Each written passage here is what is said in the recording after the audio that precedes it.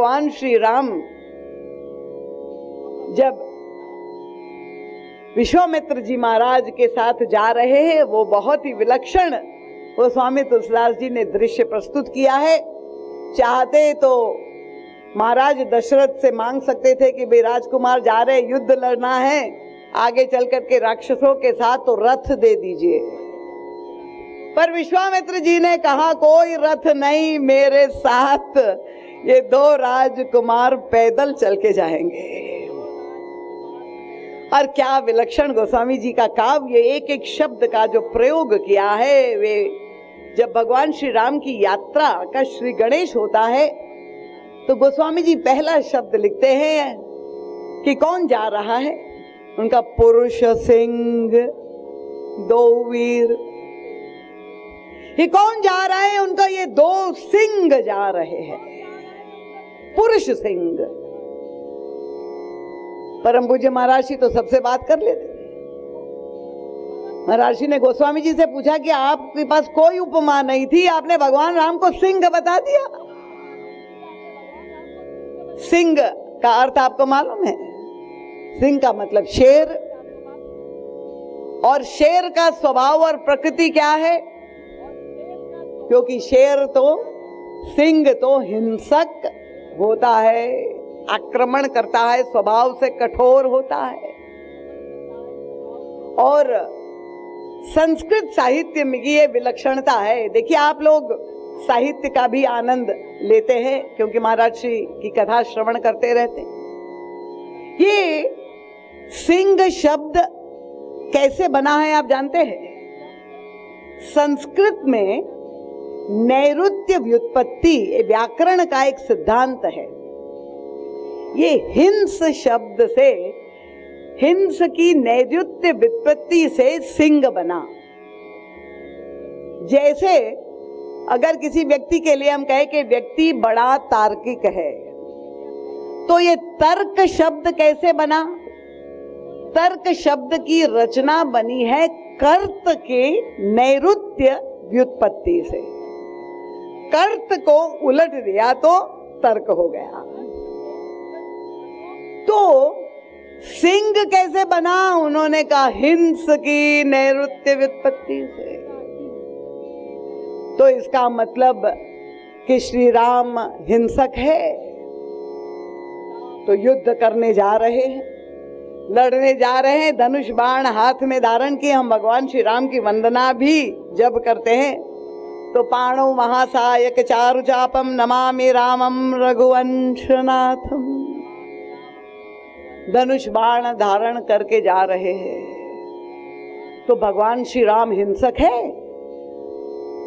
गोस्वामी तुलसीदास जी ने क्या अद्भुत वहां पर एक जीवन दर्शन प्रस्तुत किया। गुरुदेव के साथ जा रहे थे, जा रहे हैं और धनुष बाण धारण करके ऐसा लग रहा है कि अब हिंसा होने वाली है, हिंसक है। पर प्रश्न महाराज से उठाते हैं कि हिंसा का उद्देश्य क्या है, ये भी तो समझना होगा। बहिरंग रूप से हम देख रहे हैं कि धनुष बाण है, आक्रमण होने वाला है और किसी की हत्या होने वाली है, पर वो हत्या के पीछे उद्देश्य क्या है? तो गोस्वामी जी कहते हैं पुरुष सिंह दो वीर हर्षि चले। पर क्यों चले? उद्देश्य क्या है? जैसे कि एक शस्त्र है, छुरा है। छुरा अगर एक अपराधी के हाथ में है और वही छुरी एक चिकित्सक में हाथ में है, समझने में आपको आसान हो जाए। चिकित्सा दो प्रकार की होती है। अगर गोली लेकर के आप स्वस्थ हो सकते हैं तो बहुत अच्छा, पर अगर रोग कुछ अधिक बढ़ जाए तो शल्य चिकित्सा भी करनी पड़ती है, सर्जरी भी करनी पड़ती है। तो एक शल्य चिकित्सक के हाथ में भी छुरी होती है, वो भी प्रयोग करता है, और एक जेब कतरा भी छुरे का प्रयोग करता है। तो दोनों के हाथ में शस्त्र को देख करके क्या आप दोनों को समान कैटेगरी में जो है डाल देंगे।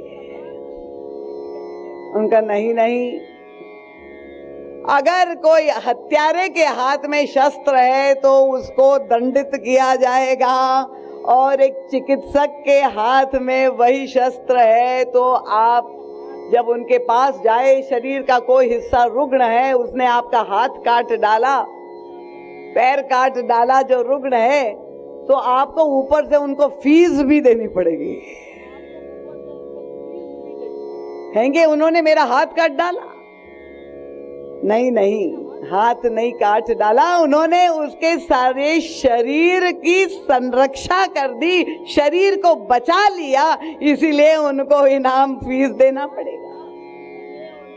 तो भगवान श्री राम जब धनुष बाण धारण करके गुरु वशिष्ठ के विश्वामित्र के साथ जा रहे हैं, अब हुआ क्या? चले जात मुनि दीन दिखाई, सुनी ताड़का क्रोध करी धाई। ताड़का सामने से क्रोध में भरी हुई आई, केवल इंगित कर दिया, और तब भगवान श्री राम का सिंहत्व का वहां पर दर्शन हो गया। जो बाण धारण किया हुआ था, एक ही बाण प्राण हरि लीना। ये एक बाण का प्रयोग करके भगवान श्री राम ने विश्वामित्र जी की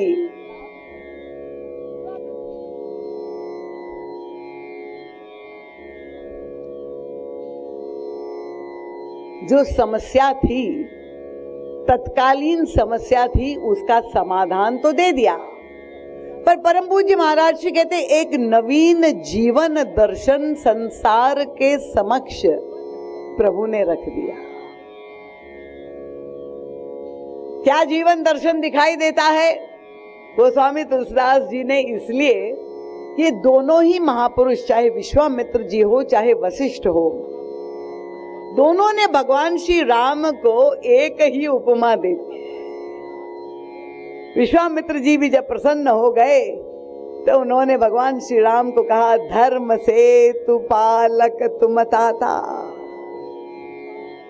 राम, तुम्हारा जो व्यक्तित्व है वो एक विशाल सेतु है, तुम धर्म सेतु हो। और सेतु की भूमिका क्या है कि जहां दो किनारों में दूरी उपस्थित होती है, उस दूरी को समाप्त करके दो किनारों को जोड़ने का कार्य सेतु करता है। ये विश्वामित्र जी भी भगवान श्री राम को यही उपमा देते, और वशिष्ठ जी महाराज भी यही प्रसन्न होकर के चित्रकूट में बहुत विलंब से उन्होंने भी भगवान श्री राम को यही उपमा दी, धर्म से तु करुणायतन कस न कहो तो ही राम। उनका तात्पर्य क्या था? राम, तुम्हारा व्यक्तित्व इतना विलक्षण है, अगर तुम केवल मर्यादा पुरुषोत्तम होते। देखिए, धर्म बहुधा, हम क्योंकि सब अपने आप को धार्मिक मानते हैं और धर्म का पालन करते हैं, यही मानते हैं, पर धर्म जो है वो न्याय को ही महत्व देता है। और न्याय का मतलब क्या? जैसे आप एक न्यायाधीश के पास जाए तो आपने जैसा कर्म किया है, कर्म सिद्धांत क्या बताता है? न्याय में किसी भी प्रकार की दया या करुणा नहीं होती। न्यायाधीश का यही निर्णय होगा, संविधान के अनुसार अगर आपके द्वारा ये जो है पाप हुआ है तो आप दंड के भागी है। पर वशिष्ठ जी महाराज भगवान श्री राम को कहते कि राम, तुम अगर केवल एक धर्म पालक मर्यादा पुरुषोत्तम ही होते,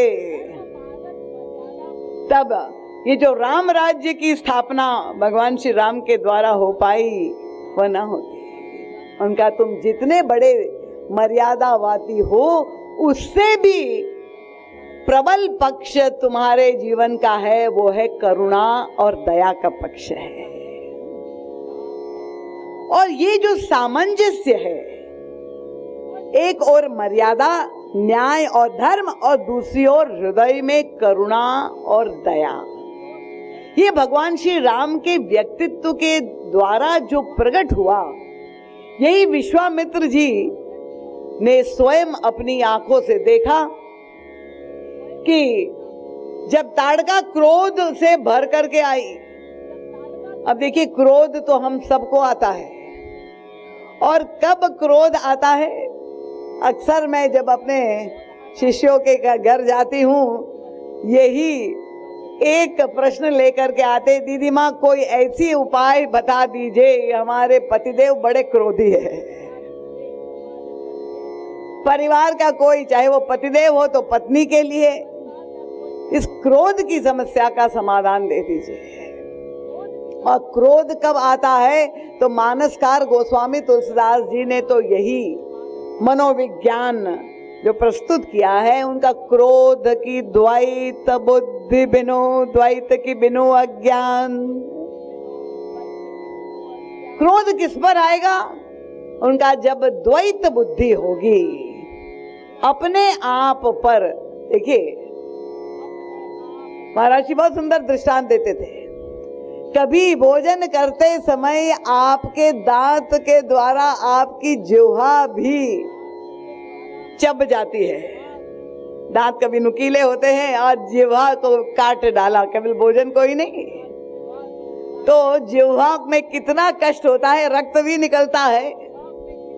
पर कोई ऐसा यहाँ बुद्धिमान आज तक देखा है कि इतना क्रुद्ध हो के ये दुष्ट दांत जितनी पीड़ा पहुंचाई तुरंत पहुंच जाए डेंटिस्ट के बाद, इस दांत को उखाड़ करके फेंक दीजिए। क्रोध करेगा अपने दांत पर? अपने ही पैर से दूसरे पैर को ठोकर लग जाए तो क्रोध आता है।